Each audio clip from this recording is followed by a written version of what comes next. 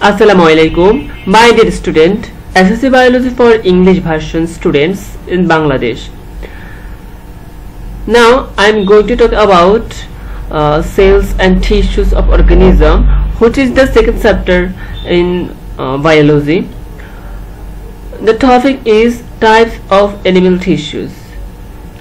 So let's go.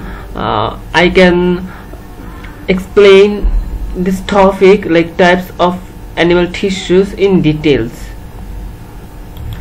Types of animal tissue on the basis of nature and number of cells and the presence or absence of the intercellular materials or matrix secreted by cells. Tissue is divided into four main categories. Orthat the nature and number of cells, সেলের প্রকৃতি এবং সংখ্যা, তাছাড়া intercellular materials or ম্যাট্রিক্সের উপস্থিতি এবং অনুপস্থিতির উপর ভিত্তি করে আর অ্যানিমাল টিস্যুকে সাধারণত চার ভাগে ভাগ করা হয়। একটা হচ্ছে তার মধ্যে একটা হচ্ছে epithelial tissue. This tissue functions as the lining of various organs, অর্থাৎ এই টিস্যুর কাজ হচ্ছে কি করা, বিভিন্ন অর্গানের লাইনিং মানে আবরণ হিসাবে কাজ করা। But the function of this tissue is not only to provide cover to the organs. এটা হচ্ছে এপিথেলিয়াল টিস্যু বা আবরণী টিস্যু, যার কাজ শুধুমাত্র আবরণ তৈরি করা না, অর্থাৎ সে আবরণী কাজ ছাড়াও মানে আবরণ ছাড়াও অর্গানের উপর আবরণ ছাড়াও সে আরো বিভিন্ন ধরনের কাজ করে থাকে। এই যে there are more functions like protein of underlying tissues, secretion of waste products including protein, absorption of water and nutrients, in transcellular transport of specific materials. অর্থাৎ এটি শুধুমাত্র আবরণ হিসাবে কাজ করে না, অর্থাৎ it's not functions as a lining of various organs. It also functions on protein of underlying, অর্থাৎ প্রোটিনটা আন্ডারলাইং করে টিস্যুস আর সিক্রিয়েশন করে ওয়েস্ট প্রোডাক্টস গুলো আর ইনক্লুডিং প্রোটিন আর অ্যাবজর্পশন করে water and nutrients. Then the cells of the epithelial tissue lie closely or side by side on a base membrane.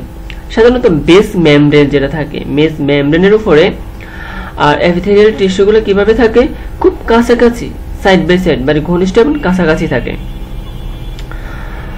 So এখন যদি আমরা চিত্রটা খুব ভালো করে দেখি তাহলে আমরা বুঝবো যে আসলে সেলগুলো সাইড বাই সাইড অর মানে ক্লোজলি ইনক্লুডেড, লাইক এটাকে বলা হয় সেল বাউন্ডারিজ। অর্থাৎ একটা সেল থাকে, আমরা একটু পড়লাম যে বেস মেমব্রেন, এটা হচ্ছে একটা বেস মেমব্রেন, আর এই বেস মেমব্রেনের উপরে বিভিন্ন ধরনের সেলস থাকে, লাইক যেমন এটাকে বলা হয় সেল বাউন্ডারিজ। এই একটা সেল থাকে, এই সেলের চারপাশে যে বাউন্ডারি থাকে ওটা সেল বাউন্ডারিজ, আর এর ভিতরে থাকে কি সাইটোপ্লাজম, দেন হচ্ছে নিউক্লিয়াই থাকে। এই যে নিউক্লিয়াস হচ্ছে এক বচন আর নিউক্লিয়াস হচ্ছে বহু বচন, এখানে অনেকগুলো নিউক্লিয়াই থাকে। আর বেসমেন্ট, এই যে এটা হচ্ছে মূলত বেসমেন্ট, আর এই বেসমেন্টের উপরে কি থাকে মানে এই যে closely lie side by side base membrane. অর্থাৎ একটা বেস মেমব্রেনের উপরে যে সেলগুলো থাকে, যে এপিথেলিয়াল টিস্যুগুলো থাকে, এগুলো খুব ঘন সন্নিবেশিত অবস্থায় থাকে। Then based on the size of the cell, the location in the animal body and the nature of work, this tissue is of three types. অর্থাৎ based on the size of cell, সেলের size, location, animal body and nature of work এর উপর ভিত্তি করে এই টিস্যুগুলোকে আবার তিন ভাগে ভাগ করা হয়। একটা হচ্ছে স্কোয়ামাস এপিথেলিয়াল টিস্যু, আর একটা হচ্ছে কিউবয়েডাল, আর একটা হচ্ছে কলামনার। অর্থাৎ যেটা বললাম সেটা হচ্ছে যে এই ধরনের টিস্যুগুলোকে, অর্থাৎ এপিথেলিয়াল টিস্যুগুলোকে সাধারণত তিন ভাগে ভাগ করা হয়। একটা হচ্ছে স্কোয়ামাস এপিথেলিয়াল টিস্যু, সেটা কি cells of these tissues are flat like scales, অর্থাৎ স্কোয়ামাস মানে হচ্ছে কি একটু চ্যাপ্টা টাইপের, এই টিস্যুর কোষগুলো হচ্ছে খুব চ্যাপ্টা টাইপের। cells of these tissues are flat like scales, স্কেলের মতো ফ্ল্যাট।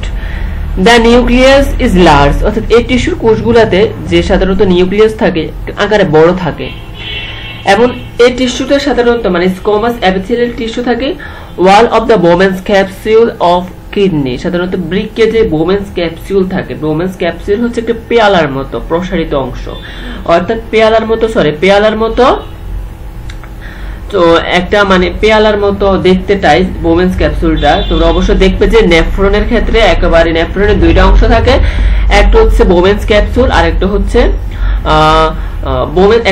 একটা হচ্ছে তোমার মালফিজিয়ান অঙ্গ আর একটা হচ্ছে রেনাল টিউবওয়েল। সো নেফ্রনের মধ্যে যেটা মালফিজিয়ান অঙ্গ তার মধ্যে বোমেন্স ক্যাপসুল হচ্ছে একটি, আর একটা হচ্ছে গ্লোমেরুলাস। তাহলে বোমেন্স ক্যাপসুলের যে ওয়াল সেটা মূলত স্কোয়ামাস এপিথেলিয়াল টিস্যু দিয়ে তৈরি। Based on providing cover, it is mainly active in filtration. তাছাড়া এটা সাধারণত কাভারেও হেল্প করে থাকে।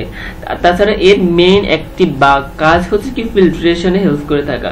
লাইক বোমেন্স ক্যাপসুল যেটা থাকে ওর কাজ হচ্ছে বৃক্ক বা কিডনি যখন ফিল্ট্রেটেড বা পরিশ্রুত বা আল্ট্রা ফিল্ট্রেট পদার্থগুলোকে ফিল্ট্রেশন করে তখন এগুলোকে কি করা, বিয়ার করা। সো দেন আমরা জানবো কিউবয়েডাল। সো কিউবয়েডাল বললে বুঝো এর সাধারণত ঘনক আকৃতি বা কিউবের মতো।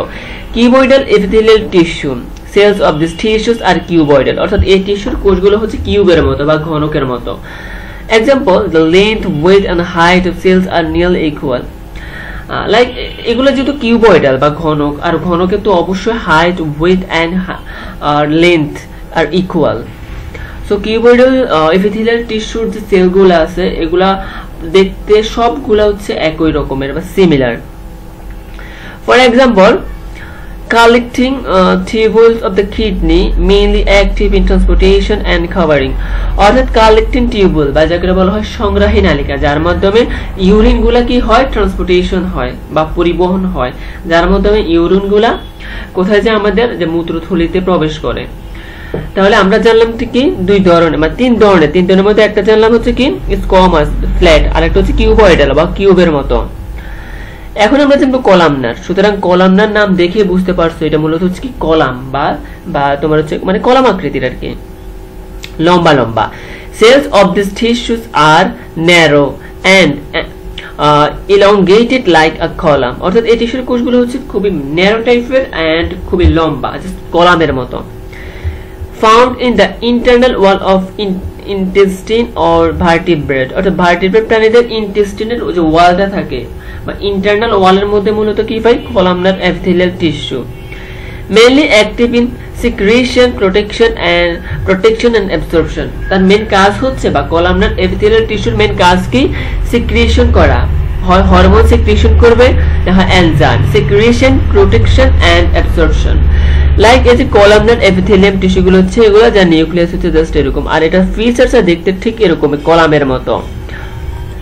Based on the number of cell layers arranged on the base membrane, epithelial tissue is of 3 types, অর্থাৎ প্রাণীদেহে ভিত্তিপর্দার উপর সজ্জিত যে কোষগুলো আছে তাদের সংখ্যার উপর ভিত্তি করে এপিথেলিয়াল বা আবরণ টিস্যুকে আবার তিন ভাগে ভাগ করা হয়। একটা হচ্ছে সিম্পল এপিথেলিয়াল টিস্যু, আর একটা হচ্ছে স্ট্রেটিফাইড এপিথেলিয়াল টিস্যু, আর একটা হচ্ছে কি pseudo stratified epithelial tissue. The simple epithelial tissue টা কি, on the base membrane cells are arranged in the single layer, অর্থাৎ ভিত্তিপর্দার উপর বা বেস লেয়ার উপর যে কোষগুলো থাকে এগুলো একটা এক স্তর বিশিষ্ট, অর্থাৎ সিঙ্গেল লেয়ার, একটা স্তরে বিশিষ্ট কোষগুলো হচ্ছে কি সিম্পল এপিথেলিয়াল টিস্যু। এগুলো কোথায় দেখা যায়, Bowman's capsule of kidney tubules, wall of intestine, অর্থাৎ বৃক্কের বোমেন্স ক্যাপসুল, বৃক্কের সংগ্রাহক নালিকা আর অন্ত্রপ্রাচীরে দেখা যায়।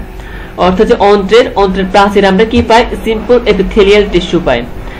স্ট্রেটিফাইড এপিথেলিয়াল টিস্যু কি, এটা হচ্ছে cells are arranged on the basement membrane in more than one layer. Simple epithelial টিস্যুতে হচ্ছে একটা লেয়ার থাকে, সিঙ্গেল লেয়ার, আর স্ট্রেটিফাইড এপিথেলিয়াল টিস্যুর ক্ষেত্রে ওয়ান লেয়ার, অর্থাৎ মোর দ্যান ওয়ান লেয়ার, এক লেয়ার থেকে মানে বেশি পরিমাণে কি থাকে, টিস্যুস আর সেলগুলো থাকে। There are some stratified epithelial tissues, the layers of which can change in minutes, অর্থাৎ স্ট্রেটিফাইড যে টিস্যুগুলো আছে যেগুলো স্তরের সংখ্যা মিনিটের মধ্যে পাল্টে যেতে পারে।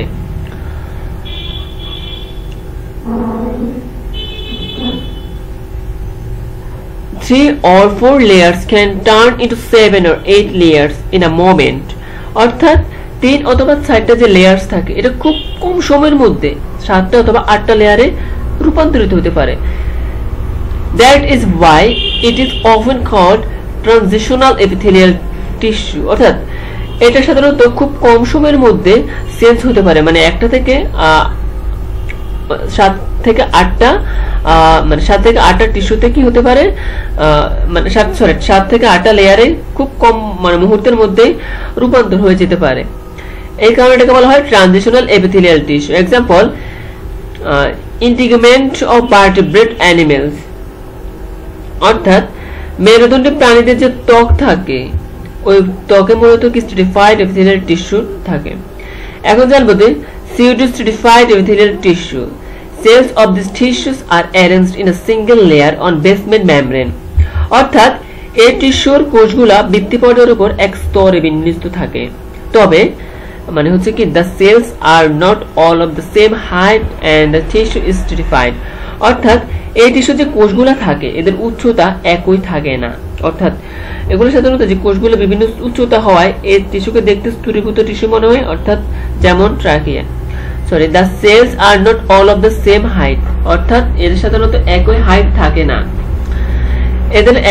থাকে না, তাই এই ধরনের টিস্যু হচ্ছে স্ট্রেটিফাইড। অর্থাৎ আমরা দেখছি যে স্ট্রেটিফাইড এবং সিম্পল এপিথেলিয়াল টিস্যুর ক্ষেত্রে সেটা হচ্ছে এক লেয়ারের, ঠিক আছে এটা, আর pseudo stratified epithelial টিস্যুগুলো হচ্ছে সিঙ্গেল লেয়ারের।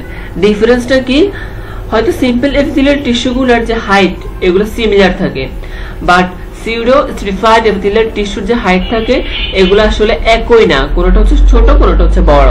এক্সাম্পল, ট্রাকিয়া হচ্ছে কি লাংস, অর্থাৎ লাংসের মানে দুইটা পার্ট, মানে লাংসের যে মেন ইয়েটা থাকে কি বলবো, লাংসের অনেকগুলো পার্ট থাকে, তার মধ্যে ট্রাকিয়া হচ্ছে একটি, বাকিটা বলা হয় বাংলাতে শ্বাসনালী।